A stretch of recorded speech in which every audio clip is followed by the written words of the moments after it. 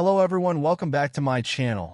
In today's video, I'll show you how to add multiple photos to your Instagram story. First, open the Instagram app on your mobile device.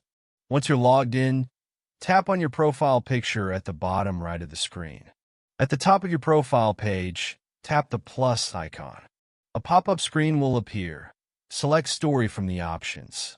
A new screen will open showing all the photos and videos from your device's gallery. To add more than one picture, simply select the multiple photos you want for your story. To do this, long press on a photo and choose the other images you want to add. Once you've selected your photos, tap on the next button. You'll see two options. Select Layout to arrange your photos in a collage. Now, you're on the story editing screen. Here, you can add music, text, and stickers to your photos to make it even more fun.